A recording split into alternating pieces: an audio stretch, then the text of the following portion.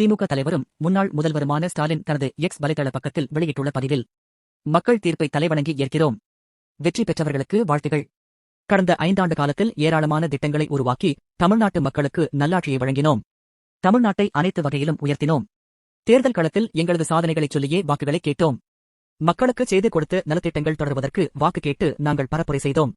திராவிட முன்னேற்றக் கழகத்தின் தலைமையிலான மதச்சார்பற்ற முற்போக்கு கூட்டணியை ஆதரித்து வாக்களித்த தமிழ்நாட்டு மக்கள் அனைவருக்கும் நான் எனது மனமார்ந்த நன்றியை தெரிவித்துக் கொள்கிறேன்.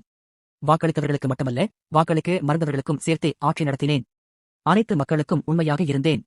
நான் எனது மனச்சாட்சிப்படியே செயல்பட்டேன். நான் எனது சக்தியை மீறி உழைத்தேன். என்னைப் போன்றே களத்தில் உழைத்த என் உயிரோடு கலந்திருக்கும் தலைவர் கலைஞரின் அன்பு உடன்பிறப்புகள் அனைவருக்கும் எனது நெஞ்சார்ந்த நன்றி.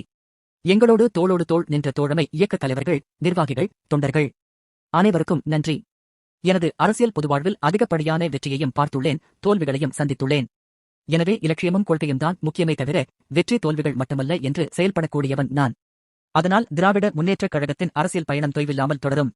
இதுவரை மக்களுக்காக சிறப்பான ஆளும் கட்சியாக செயல்பட்ட திமுக இனி சிறப்பான எதிர்க்கட்சியாக செயல்படும் என்று அவர் தெரிவித்துள்ளார்.